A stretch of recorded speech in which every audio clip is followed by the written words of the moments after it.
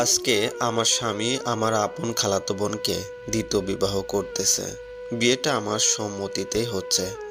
এমনটা না যে আমি আমার স্বামীকে জোর করে বিয়ে করতে বলেছি আর সে করছে। বিষয়টা এমন যে আমার স্বামী আর আমার সম্মতিতেই বিয়েটা হচ্ছে। আমি সাদিয়া, বয়স 29। অনার্স কমপ্লিট করার পরপরই বিয়েটা করেছি। আমাদের প্রেমের বিয়ে। প্রেমটা প্রণয়ের রূপ নেয় 2016 সালে। এর আগে আমাদের 5 বছরের সম্পর্ক ছিল। প্রথমে আমার পরিবার আপত্তি করলেও আমাদের একনিষ্ঠ জোড়াজুড়িতে সবাই মেনে নিতে বাধ্য হয়েছে। 2016 সালের মার্চ মাসের কথাটা কখনো ভুলব না। সেদিন আমি আমার ভালোবাসার মানুষ রাজীবকে আপন করে পেয়েছিলাম। রাজীব আমার স্বামী, যার আজকে আমার খালাতো বোনের সাথে। রাজীব একটা সরকারি কর্মকর্তা, বয়স 29, আমার সমবয়সী। যাই হোক, এবার ঘটনায় আসা যাক। রাজীবের সাথে বিয়ের পর থেকে আমাদের জীবনটা একদম বদলে গেল। রাজীবকে পেয়ে আমি খুব খুশি ছিলাম। রাজীব আমার ভালো লাগা, খারাপ লাগা সব কিছুর খেয়াল রাখতো। রাজীবও আমাকে অনেক ভালোবাসে। ভালোবাসা, রাগ, অভিমান, খুনসুটির মধ্য দিয়েই বিয়ের দ্বিতীয় বছর পার করলাম। বিয়ের 2 বছর পর আমার খুশিটা আরও দ্বিগুণ হয়ে যায় এই কারণে যে আমি মা হতে চলেছি। খবরটা নিশ্চিত হতে পেরে সেদিন রাজীবের মুখেও এতটা খুশি ছিল যে তাকে দেখে মনে হয়েছিল যে আমি তাকে আমার জীবনের শ্রেষ্ঠ উপহারটা দিতে চলেছি। ইস, কি যে মুহূর্ত ছিল সেটা! এখনো মনে হলে চোখের কোণে আনন্দ অশ্রু বেয়ে পড়ে। কিন্তু সে আনন্দটা ফিকে হয়ে যায় মাস তিনেক পরেই, কারণ আমার বাচ্চাটা নষ্ট হয়ে যায়। কেন নষ্ট হয়ে গেছিল সেটার কারণটা আমি জানি না, কারণ ডাক্তার সমস্ত কিছু রাজীবকে বলেছিল। আমার মন খারাপ হবে বলে রাজীব আমাকে কোনো কারণ বলেনি। সেদিন আমার বাচ্চাটার জন্য আমি যতটুকু কেঁদেছিলাম জানি না, তার চেয়েও বেশি কেঁদেছিল আমার স্বামী। তার কান্না দেখে আমার বুকটা ফেটে যাচ্ছিল। কিন্তু কান্নার মাত্রাটা আরও প্রবল হলো যখন জানতে পারলাম আমি আর তখনও মা হতে পারবো না। আমার মা হওয়ার ক্ষমতা চলে গিয়েছে। তখন এতটাই কষ্ট পেয়েছিলাম রাজীবের কথা ভেবে যে আমি আর কখনো রাজীবকে সন্তান দিতে পারবো না। রাজীব সেদিনই কষ্টটা প্রকাশ না করলে মুখটা দেখে বোঝা যাচ্ছিল যে ভিতরে ভিতরে খুব কষ্ট পেয়েছে। রাজীবের মুখের দিকে তাকানো যাচ্ছিল না। নিজেকে সান্ত্বনা দেওয়ার ভাষা তখন ছিল না। কষ্ট সুখের মধ্য দিয়েই সময়ের পরিক্রমায় একটা বছর পার করে ফেললাম। তবে মা না হতে পারার যন্ত্রণাটা কোনোভাবেই পিছু ছাড়ছিল না। সারাক্ষণ একটা কষ্ট বুকে জমা থাকতো। রাজীব অবশ্য তার কষ্টটা আমার কাছে প্রকাশ করতো না। সবসময় আমাকে ভালো রাখার চেষ্টা করত। তবু নিজেকে শূন্য মনে হতো, কারণ আমি বউ হিসেবে তাকে একটা বাচ্চা কখনো দিতে পারবো না। একদিন রাতে যখন হাউমাউ করে কেঁদে রাজীবকে বলি, আমি তো তোমাকে কোনোদিনও বাবা হওয়ার সুখ দিতে পারবো না, আমাকে ক্ষমা করে দিও, আর তুমি আর একটা বিয়ে করে নিও। রাজীব আমাকে শক্ত করে জড়িয়ে ধরে মাথার চুল আলতো করে টেনে টেনে বলল, আমার এত কিছু লাগবে না, আমার পাশে তুমি থাকলেই হবে। আর তোমাকে রেখে আর একটা বিয়ে করব ভাবলে কি করে? আজকে তোমার সমস্যা হয়েছে, আজকে তোমার জায়গায় যদি আমার সমস্যা হতো তখন কি করতে? পারতে আমাকে রেখে আরেকটা ছেলেকে বিয়ে করতে? ভালোবেসে তোমাকে বিয়ে করেছি। আমার জান পাখিটার জন্য এর থেকে কঠিন কিছু হলেও মেনে নিতে পারবো, নিজের জীবনটাও দিয়ে দিতে পারবো। এ কথা শুনিয়ে আমি রাজীবের মুখটা হাত দিয়ে চেপে ধরে বললাম, আমার জন্য তোমাকে জীবন দিতে হবে না। তুমি আমার জন্য যা করেছো এতে আমি খুশি। আর আল্লাহ যেন আমার সব হায়াত তোমাকে দিয়ে দেয়। আমি তোমার কোলে মরতে চাই। আমি যে তোমাকে বড্ড বেশি ভালোবাসি। রাজীব আমাকে শক্ত করে জড়িয়ে ধরে বলল, আরে পাগলিটা, আমরা দুজন দুজনের সঙ্গী। দুজনকে যেন আল্লাহ একসাথে পরপারে নিয়ে যায়। এবার যাও তো, ঘুমাও। এত রাত জাগলে হবে নাকি? সকালে অফিস যেতে হবে না? আমি হাত দিয়ে চোখের জল মুছতে মুছতে বললাম, হুম, ঘুমাচ্ছি তো। রাজীব আমার মাথায় হাত বুলিয়ে দিতে থাকলো। কখন যে রাজীবের আদর মাখা হাতের স্পর্শে ঘুমের রাজ্যে চলে গেলাম টেরই পেলাম না। ঘুম ভাঙল খালামণির কলে। এত সকালে খালামণি কেন কল দিয়েছে বুঝতে পারলাম না। যদিও আত্মীয় স্বজনের কোনো ঝামেলা হলে সবার আগে আমাকে কল দিয়ে জানানো হয়। তা অবশ্য দুইটা কারণে। এক, আমি সবাইকে সৎ পরামর্শ দেই। দুই, আমি যতটুকু পারি সাহায্য করার চেষ্টা করি। যাই হোক, খালার কলটা রিসিভ করার সাথে সাথে খালা কাঁপা কাঁপা গলায় বলল, হ্যালো সাদিয়া, তোর সাথে একটু কথা ছিল, তুই কি ফ্রি আছিস? খালার এরকম আতঙ্ক মাখা গলা শুনে আমি বেশ ভয় পেয়ে খালাকে বললাম, খালা, কি হয়েছে? এত ভয় পেয়ে কথা বলছো কেন? আমাকে বলো কি হয়েছে। খালা ওপাশ থেকে ত্রিনা নামটা বলেই বেশ কাঁদতে লাগলো। ত্রিনা আমার খালাতো বোন, যার সাথে আজকে রাজীবের বিয়ে হচ্ছে। অনার্স কমপ্লিট করেছে। দেখতে আমার চেয়েও হাজার গুণ সুন্দরী আর স্মার্ট। দুঃখের বিষয় এই যে আমার বিয়ের 2 বছর পরেই জানতে পারি ত্রিনা মানসিক ভারসাম্য হারিয়ে ফেলেছে। অনেক চিকিৎসা করেও সুস্থ হয়নি। যাই হোক, খালার কান্নার আওয়াজটা ফোনে বেশ জোরালোভাবে শোনা যাচ্ছিল। আমি খালাকে শান্ত গলায় বললাম, খালা, কান্না থামিয়ে বলুন ত্রিনার কি হয়েছে। আপনি কান্না করলে তো আমি কিছুই বুঝতে পারবো না। খালা, দয়া করে কান্না করবেন না, আমাকে খুলে বলুন ত্রিনার কি হয়েছে। খালা কাঁপা কাঁপা গলায় বলল, ত্রিনা প্রেগনেন্ট। কথাটা শুনে যেন আমি আকাশ থেকে পড়লাম। কারণ ত্রিনা অবিবাহিত। আর এরকম মানসিক ভারসাম্যহীন মেয়ের সাথে কে এমন করলো? কত নিচু মনের হলে একটা মানুষ এমন করতে পারে? খালাকে কান্না থামিয়ে বলতে বললাম যে, খালা, কি হয়েছে সম্পূর্ণ ঘটনা খুলে বলুন। খালা কাঁদতে কাঁদতে বলতে লাগলো, রাত 12টার দিকে ত্রিনার অনেক পেট ব্যথা শুরু হয়। ত্রিনাকে নিয়ে হাসপাতালে গেলে তারা একটা আলটা করতে বলে। আলটা করার পর জানতে পারি যে ত্রিনার পেটে 1.5 মাসের বাচ্চা। ত্রিনাকে অনেকবার জিজ্ঞেস করলাম, বোঝাতে চেষ্টা করলাম তার সাথে কিছু হয়েছে কিনা, কিন্তু ত্রিনা কিছুই বলতে পারছে না। মা, তুই একবার বাসায় আয়, আমার কিছুই ভালো লাগছে না। সমাজে মুখ দেখাতে পারবো না এমন কিছু হলে মরা ছাড়া আমার কোনো উপায় নেই। আমি ফোনটা রেখে রাজীবকে সবটা বললাম। রাজীব অবাক হয়ে জিজ্ঞেস করলো, এর সাথে কি এমন করলো? সাদিয়া, তুমি এখনই যাও, আমার পরিচিত একজন ডাক্তার আছে, তার কাছে নিয়ে দেখো বাচ্চাটা নষ্ট করা যায় কিনা। এছাড়া তো আর কোনো উপায় দেখছি না। আমি ডাক্তারকে ফোন করে দিচ্ছি। এ বলে রাজীব ডাক্তারকে ফোন করলো। আর আমি সময় নষ্ট না করে সরাসরি খালার বাসায় চলে গেলাম। খালার বাসায় গিয়ে ত্রিনার কাছে গিয়ে জিজ্ঞেস করলাম, আমার লক্ষ্মী আপু, তোমার সাথে কেউ কি কিছু করেছে? কিন্তু ত্রিনা আমার কথার মানেই বুঝতে পারছিল না। বারবার জিজ্ঞেস করার পরও কিছুই বলতে পারছিল না। খালাকে বললাম, খালা, বাচ্চা নষ্ট করা ছাড়া তো কোনো উপায় দেখছি না। রাজীব একজন ডাক্তারের সাথে কথা বলছে, আমি ত্রিনাকে ওইখানে নিয়ে যাই, কি বলেন? সাদিয়া, তুই আমার শেষ ভরসা। আত্মীয় স্বজন কেউ জানে না। এর আগে যা করার কর, না হয় আমার মান সম্মান সব নষ্ট হয়ে যাবে। আমি কথা আর সময় না বাড়িয়ে ত্রিনাকে নিয়ে চলে গেলাম ডাক্তার কোমলের কাছে। ডাক্তার কোমল আমারও চিকিৎসা করেছিল। ডাক্তার কোমল ত্রিনাকে চেক আপ করার পর বললেন, দেখুন মিসেস সাদিয়া, এখন যদি আপনার বোনকে অ্যাবর্শন করানো হয় তাহলে আপনার বোনের প্রাণের ঝুঁকি আছে। আপনি কি করবেন ভেবে দেখুন, 50-50 চান্স। আমি এ কথা শুনে বেশ ভয় পেয়ে বললাম, থাক, এই ঝুঁকি নিয়ে কিছু করতে হবে না। ত্রিনাকে নিয়ে বাসায় চলে আসলাম। বাসায় আসার পর খালাকে বলার পর খালা বলল, মরে গেলে মরে যাক, এরে নিয়ে কই যাব আমি? আমার মান সম্মান কিছু থাকবে না। আমি এখন আত্মহত্যা ছাড়া কোনো উপায় দেখছি না। খালা, এসব কিছুই করতে হবে না, দেখা যাক কি হয়।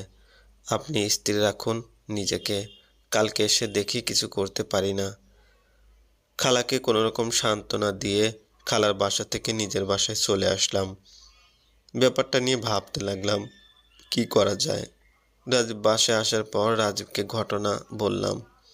রাজীব আমাকে আমতা আমতা করে বলল, তুমি যদি কিছু না মনে করো আমি একটা কথা বলবো। হ্যাঁ বলো। এতে এত আমতা আমতা করার কি আছে? রাজীব ভয়ে ভয়ে বলল, সাদিয়া, আমাদের তো একটা বাচ্চা নেই। আমরা যদি টিনাকে এখানে এনে রাখি আর টিনার বাচ্চাটাকে নিজের করে নেই, তাহলে কেমন হয়? বাহ, এভাবে তো ভেবে দেখিনি। রাজীবের বুদ্ধিটা বেশ ভালোই লাগলো। কিন্তু বিয়ে বহির্ভূত টিনাকে এখানে রাখলে আত্মীয় স্বজনে হাজারটা উত্তর দিতে হবে। এ বাচ্চা কার, এটার জবাব দিতে হবে। কিন্তু টিনাকে যদি রাজীবের বউ করে আনি, তাহলে কেউ এমন প্রশ্ন ওঠাতে পারবে না। আর টিনাও আমার কাছে ভালো থাকবে। এমনিতেও অন্য কোনো মেয়ে বিয়ে করালে রাজীবকে হারানোর ভয় ছিল, কিন্তু টিনাকে বিয়ে করালে রাজীবও আমারই থাকবে। অনেক ভেবে চিন্তায় রাজীবকে বললাম, তা আনা যায়, তবে ত্রিনাকে তোমার বিয়ে করতে হবে, না হয় সবাই বিষয়টা খারাপ চোখে দেখবে। এছাড়া তোমার উপরও অবৈধ সম্পর্কের আঙ্গুল উঠবে। আমার মনে হয় তুমি ত্রিনাকে বিয়ে করো। রাজীব এ কথা শুনে প্রথমে রাজি হলো না, পরে আমার যুক্তি শুনে রাজি হলো। আমারও বেশ শান্ত লাগলো মন এটা ভেবে যে রাজীবকে একটা বাচ্চা তো দিতে পারবো এবার। যার বাচ্চাই হোক, মা ডাক তো শুনতে পারবো। পরদিন সকালে খালার বাসায় চলে গেলাম। খালাকে আমার প্রস্তাবটা শোনালাম। খালা আমাকে জড়িয়ে ধরে বলল, আজকে তুই আমার জন্য আর নিজের বোনের জন্য যা করেছিস আর কোনোদিন ভুলবো না। আত্মীয় স্বজন জানানো হলো, সবাই রাজি হলো, কারণ টিনা মানসিক ভারসাম্যহীন। এতে করে আমার সংসারও নষ্ট হবে না, টিনাও ভালো থাকবে, আর আমিও। যাই হোক, বিয়ের দিন ঠিক করা হলো। অতঃপর আজকে বিয়ে সম্পন্ন হলো। টিনাকে লাল টুকটুকে বউ করে সাজিয়ে নিজের বাসায় নিয়ে আসলাম। টিনাকে বসিয়ে রাজীবকে ডেকে বললাম, রাজীব, টিনাকে পাশের রুমে রেখে এসেছি, যাও ওর সাথে গিয়ে দেখা করো। কথাগুলো বলতে যদিও কষ্ট হচ্ছিল, কারণ বাঙালি নারী আর যাই হোক স্বামীর ভাগটা দেওয়ার বেলায় খুব কিপটামি করে। কিন্তু যত যাই হোক, এখন টিনাও রাজীবের স্ত্রী, আর রাজীবেরও টিনার প্রতি কিছু দায়িত্ব রয়েছে। নিজের বোনকে তো আর ঠকাতে পারি না। তাই রাজীবকে কথাগুলো বলে নীরব হয়ে গেলাম। রাজীব হয়তো আমার মনের ভাষাটা বুঝে ফেলেছিল। আমার মনের ভাষাটা বুঝতে পেরে রাজীব আমার হাতটা টেনে কাছে নিয়ে আসলো, একদম তার বুকের সাথে মিশিয়ে ফেললো আর বলল, সাদিয়া, তুমি কি যে পাগলামি করো মাঝে মাঝে, পাগল একটা। আমি বুকে কিল দিতে দিতে অভিমানী গলায় বললাম, কেন, কি করেছি এমন বলছো যে? আমি কি কিছু ভুল বলেছি? রাজীব আমাকে আরো শক্ত করে ধরে মাথাটা বুকের সাথে একদম মিশিয়ে বলল, বোকা মেয়ে, আমি টিনার ঘরে কেন যাব? আমি তো টিনাকে বিয়ে করেছি যাতে করে ওকে কেউ বদনাম দিতে না পারে, আর বাচ্চাটাও যেন আমাদের হয়ে যায়। শর্ত সাপেক্ষে টিনাকে বিয়ে করেছি। আর টিনা তো মানসিক ভারসাম্যহীন, ওর সাথে কিসের বাসর করব? কি যে হাবিজাবি কথা বলো তুমি। আমি তো শুধু তোমাকেই ভালোবাসি, তোমাকে কাছে পেতে চাই।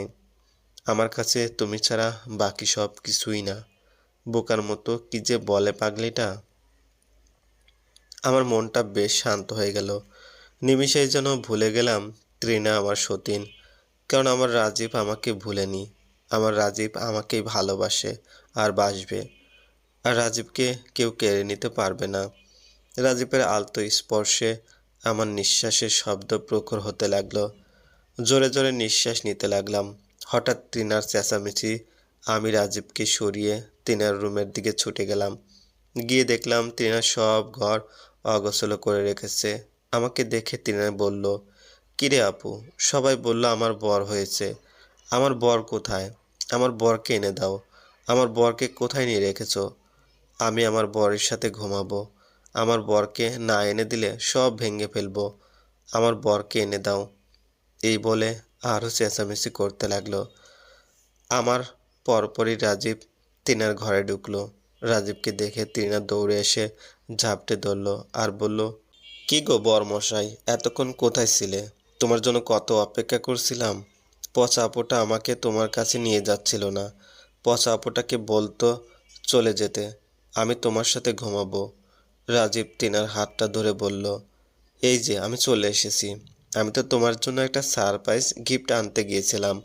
গিফটের কথা শুনে টিনা গালে দুইটা হাত দিয়ে মুখটা বড় করে হা করে বলে উঠল, বরমশাই কি সারপ্রাইজ এনেছো, দেখাও তাড়াতাড়ি। রাজীব টিনাকে বলল, সারপ্রাইজ তো সবার সামনে দিতে নেই, পরে দিব। এরপর টিনা আমার কাছে এসে আমাকে ধাক্কা দিয়ে বলল, আপিটা যাও তো, আমার বর আমাকে সারপ্রাইজ দিবে, তুমি থাকলে দিবে না। তুমি যাও তো, আমার বরকে আমার কাছে থাকতে দাও। দেখেছো আপিটা, আমার বর আমাকে কত ভালোবাসে। রাজীব আমাকে চোখ দিয়ে ইশারা দিল যেন রুম থেকে বের হয়ে যায়, কিন্তু আমার যেতে মন চাচ্ছিল না, কারণ রাজীবের ভাগটা দিতে কষ্ট হবে আমার। যদিও তাদের মাঝে কোনো সম্পর্ক স্থাপিত হবে না, তবুও কেন জানি আমার রাজীবকে ছেড়ে যেতে ভালো লাগছে না। আমি রাজীবের ইশারায় ভয়েও বোকার মতো দাঁড়িয়ে রইলাম। রাজীব আমার কাছে এসে আমার হাতটা ধরে দরজার কাছে গিয়ে জোরে জোরে বলল, কি ব্যাপার, বর আর বউয়ের মধ্যে তুমি এসে দাঁড়িয়ে আছো যে? যেতে বলেছি তোমাকে, যাও তো। আমার টিনা বউ তো এখন ঘুমিয়ে পড়বে, তুমি যাও তো। কথাটা শুনেও অনেক অবাক হলাম। রাজীব এমন কথা বলছে কি করে? ভিতরটায় যেন একটা ধমকা বাতাস বইতে লাগলো, সব কিছু যেন এলোমেলো করে দিচ্ছিল। কিন্তু হঠাৎ রাজীব আমার কানের কাছে এসে বলল, আমি টিনাকে সামলিয়ে ঘুম পাড়িয়ে আসছি, তুমি যাও, না হয় এ পাগলি ঝামেলা বাড়াবে আরো। রাজীবের এ কথাটা শুনে মনটা বেশ শান্ত হয়ে গেল, মনের ঝড়টা যেন কমে গেল। আমি রুম থেকে বের হয়ে পাশের রুমে গেলাম। পাশের রুমে গেলেও আমার কানটা রয়ে গেল এ রুমে। যদি আড়ি পেতে শোনা উচিত না, তবুও শুনতে লাগলাম, কিন্তু সব কথা স্পষ্টভাবে শোনা যাচ্ছিল না। তবে ত্রিনা হঠাৎ জোরালো গলায় বলল, বরমশাই দরজাটা লাগিয়ে দাও তো, এ ঘরে শুধু তুমি আর আমি থাকবো, দরজা লাগিয়ে দাও। কথাটা শুনে যেন বাম বুকে ব্যথা অনুভব হলো। না, এ আমি কি করছি? রাজীব তিনারও স্বামী, তিনার অধিকার আছে রাজীবকে পাওয়ার। আমার তো এতে এত অস্থির হওয়া উচিত না। কেন আমি এমন করছি? এসব ভাবতে ভাবতে মনটা শান্ত করলাম। দরজা লাগানোর শব্দটা শুনে যেন শান্ত মনটা আরো অশান্ত হয়ে গেল। ছটফট করতে লাগলাম আর ভাবতে লাগলাম, রাজীব কি টিনাকে আদর করছে ঘরের ভিতরে? আমার রাজীব টিনাকে পেয়ে আমাকে পর করে দিবে না তো? আমার রাজীব আমাকে ছেড়ে চলে যাবে না তো? ধুর, এ আমি কি ভাবছি? রাজীব আমাকে কতটা ভালোবাসে সেটা তো একটু আগেই বুঝতে পেরেছি। রাজীব আমাকে ছেড়ে কখনো যাবে না। আর রাজীব তো টিনাকে বিয়ে করতে তেমন রাজি ছিল না, দয়া করে টিনার ভালোর জন্য বিয়েটা করেছে। আর ওদের মধ্যে হলেই বা কি, ওরা স্বামী স্ত্রী, টিনার জায়গায় অন্য কেউ আসলেও তো আমার এর থেকে বেশি কষ্ট হতো। টিনা তো আর আমার রাজীবকে কেড়ে নিবে না। এসব ভেবে কষ্ট পেয়ে লাভ নেই, তার চেয়ে বরং ঘুমিয়ে পড়ি। সারাদিন যে ঝামেলা গিয়েছে, তার চেয়ে ঘুমিয়ে পড়াটাই ভালো। আর মেনে নেওয়া শিখতে হবে, মনকে বোঝাতে হবে আমার রাজীব এখন শুধু আমার না, টিনারও। ভাবনার জগৎ থেকে বের হয়ে ঘুমানোর চেষ্টা করলাম, কিন্তু কোনোভাবেই ঘুমাতে পারছিলাম না। এক কাঁধ থেকে অন্য কাঁধ হতে লাগলাম। পাশের রুমটাতে বেশ নিস্তব, কোনো আওয়াজ আসছে না। এপাশ ওপাশ করতে করতে ঘড়ির কাঁটায় খেয়াল করলাম 3টা বাজে, তবুও ঘুম আসছে না। হঠাৎ আমার রুমের দরজায় কিছু একটার আওয়াজ পেলাম। খেয়াল করে দেখলাম রাজীব। রাজীবকে দেখে মনে একটা প্রশান্তি আসলো। আমি দৌড়ে গিয়ে রাজীবকে জড়িয়ে ধরে বললাম, কেন জানি না একা থাকতে আমার খুব কষ্ট হচ্ছিল। রাজীব আমাকে ধরে বলল, ধুর পাগলি, আমি তো তোমারই আছি, তোমাকে ছেড়ে কোথাও যাব না, ঘুমাও এবার। আমি ড্রেসটা একটু চেঞ্জ করি। আলমিরা থেকে রাজীবের টি শার্ট এগিয়ে দিয়ে বললাম, নাও চেঞ্জ করে নাও আর ঘুমাতে আসো। রাজীব আমার হাত থেকে টি শার্টটা নিয়ে যখন চেঞ্জ করার জন্য পাঞ্জাবি খুলল, আমি খেয়াল করলাম রাজীবের পিঠে আঁচড়ের দাগ। দাগটা একদম লাল হয়ে আছে, বোঝাই যাচ্ছে দাগটা মাত্র করেছে। আমার চোখটা দাগটায় আটকে গেল, আর চোখ দিয়ে আপনা আপনি পানি বের হতে লাগলো। তার মানে কি রাজীব টিনার সাথে কিছু করছে? আর টিনা রাজীবের পিঠে আছড়ে বসিয়েছে। না, এ আমি কি ভাবছি? আমার রাজীব এমন হতেই পারে না। আমি রাজীবের কাছে গিয়ে লাল আঁচড়গুলা স্পর্শ করে রাজীবকে জিজ্ঞেস করলাম, আচ্ছা, তোমার পিঠে এটা কিসের দাগ? তুমি কি টিনার সাথে কিছু করেছো? রাজীব আমার কথাটা শোনার জন্য মনে হয় প্রস্তুত ছিল না। রাজীব আমার কথাটা শুনে কিছুটা বিরক্ত হয়েছে, তা বোঝাই যাচ্ছে। কারণ রাজীবের মুখে বিরক্তির একটা ছাপ স্পষ্ট খেয়াল করলাম। বিরক্ত হয়ে বলল, সাদিয়া, এমন কথা আমি তোমার কাছে আশা করিনি। তুমি জানো টিনা প্রেগনেন্ট। এই অবস্থায় আমি ওর সাথে কিছু করব ভাবলে কি করে? আর টিনাকে বিয়ে করেছি বউ করার জন্য না, বাচ্চার বাবা হওয়ার জন্য। তুমি আমাকে বিয়ে করতে বাধ্য করলে, আর তুমি এসব বলছো? আমি তোমাকে কতবার বোঝাবো? আমার প্রতি কি তোমার কোনো আস্থা নেই সাদিয়া? মনে অনেক কষ্ট পেলাম তোমার এমন কথা শুনে। রাজীবের কথা শুনে মনে হলো সত্যিই তো, রাজীব তো কোনো ভুল বলেনি। আমি তাহলে রাজীবকে কেন ভুল বুঝলাম? আমি রাজীবকে মাথা নিচু করে বললাম, পিঠে এরকম দাগ দেখলাম তো, তাই জিজ্ঞেস করলাম। তুমি ভুল বুঝো না আমায়, আমি ওইভাবে কিছু বলতে চাইনি। রাজীব বিরক্ত গলায় বলল, পিঠের দাগটা টিনাই করেছে। ঘুমাতে চাচ্ছিল না, জোর করে ঘুম পাড়াতে নিয়েছিলাম, তাই দাগ বসিয়ে দিয়েছে খামচি দিয়ে। টিনা যে কোনো স্বাভাবিক মেয়ে না, সেটা নিশ্চয়ই জানো। এবার অন্তত বিশ্বাস বাড়াও, ভালোবাসার আগে বিশ্বাসটা জরুরি। এ বলে রাজীব বিছানায় গিয়ে শুয়ে পড়ল। সত্যি তো, আমি রাজীবকে একটু বেশি সন্দেহ করে ফেলতেছি। এমনটা করা আমার উচিত হয়নি, কারণ রাজীব আমাকে আমার চেয়েও বেশি ভালোবাসে। আমি দৌড়ে গিয়ে রাজীবের পাশে শুয়ে রাজীবকে ধরে বললাম, আমার এমনটা বলা উচিত হয়নি, দয়া করে রাগ করো না। রাজীব আমার দিকে মুখ ফিরিয়ে বলল, আমি তো তোমার প্রতি রাগ করে থাকতে পারি না। এবার ঘুমাও। আমি ঘুমাবো, প্রচণ্ড ঘুম পাচ্ছে। এ বলে রাজীব আমার মাথাটা তার হাতে নিয়ে বুকের সাথে মিশিয়ে রাখলো। আস্তে আস্তে আমার চোখগুলো ঘুমের রাজ্যে চলে গেল। সকালে উঠে রান্না বান্না শেষ করে রাজীবকে নাস্তা দিলাম, আর রাজীব নাস্তা খেয়ে অফিস চলে গেল। আর আমি টিনার রুমে গেলাম। খেয়াল করলাম টিনা বসে আছে। টিনার কাছে যেতে টিনা বেশ লজ্জা মাখা মুখে বলল, আমার বরটা অনেক দুষ্ট। আমার বরটা কোথায় আপি? আমি চাপা গলায় জবাব দিলাম, অফিসে গিয়েছে। তুমি আসো, খাবে চলো। এ বলে টিনার হাতটা ধরে যখন টান দিলাম, তখন খেয়াল করলাম